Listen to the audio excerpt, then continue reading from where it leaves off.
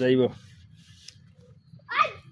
এই যে শীতের দিনের ঐতিহ্যবাহী কলা পিঠা, ধান সিদ্ধ অবস্থায় কলা পাতা দিয়ে মুড়ানো এই যে পিঠা এখানে খুলে হয়েছে আরো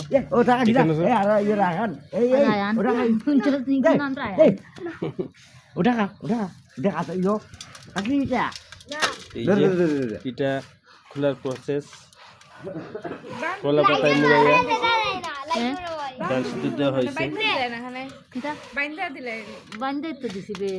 এই ঐতিহ্যগুলা কতদিন গ্রাম বাংলায় থাকবে জানি না, কিন্তু এখনো আছে। আমরা ছোটবেলা দিকে খাইতেছি, এখনো পাইতেছি। কিন্তু আমার ছেলে এই যে আরিয়ান বলতেছে এটা খাইবো না। এই প্রজন্মের মানুষগুলো এইগুলার পছন্দ করবো না, আস্তে আস্তে হারিয়ে যেতে পারে। তো কার কেমন ফিল? এই জিনিসটা তুলে ধরলাম, গ্রামে আসার কারণে আজকে এটা হইল এই আয়োজনটা।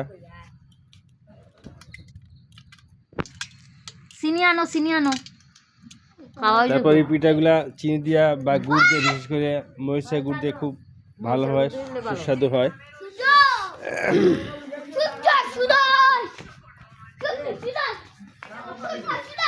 আমি অবশ্য অনেকদিন পর আবার দেখলাম ধান সিদ্ধ এবং ধান সিদ্ধের মধ্যে এই যে কলা পাতায় মুড়াইয়া পিঠা।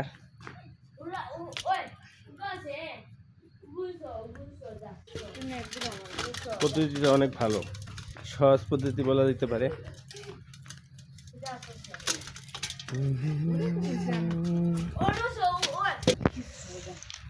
এই যে পিঠা এখানে খুলে খুলে রাখা হইতেছে, এই যে ধোয়া উঠতেছে, ভেঙে গেছে এর মধ্যে ফুল থেকে গেছে, কিন্তু কত টেস্টি আসলে। এগুলো খেতে আশা করি অনেক সুস্বাদু হবে। এই যে অনেকগুলা পিঠা স্তরে স্তরে সাজিয়ে রাখা হয়েছে এখানে।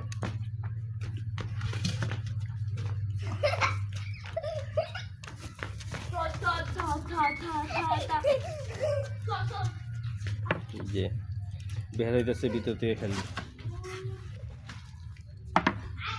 ধান সিদ্ধ হইল, পিঠাও হইল, একের ভিতর দুই। সবগুলো পিঠাই তৈরি হয়ে গেছে। এখন এইরকম খুইলা খুইলা তারপর গুড় দিয়ে খাওয়ার পালা।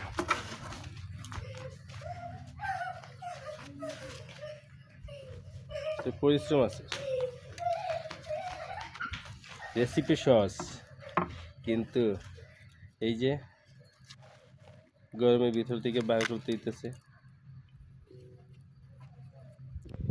তা এই জিনিসটা দেখালাম, কে কে এই পদ্ধতির সাথে এবং পিঠার সাথে পরিচিত কমেন্ট করে অবশ্যই জানাবেন। আর যারা পরিচিত না তারা দেখে কেমন লাগলো সেটাও জানাবেন। এইভাবেই হয়তো যে কোনো বিষয় নিয়ে ভিডিও নিয়ে মাঝে মাঝে আসবো আপনাদের পাশে, সামনে। আপনারা অবশ্যই পাশে থাকবেন, সহযোগিতা করবেন। টাটা।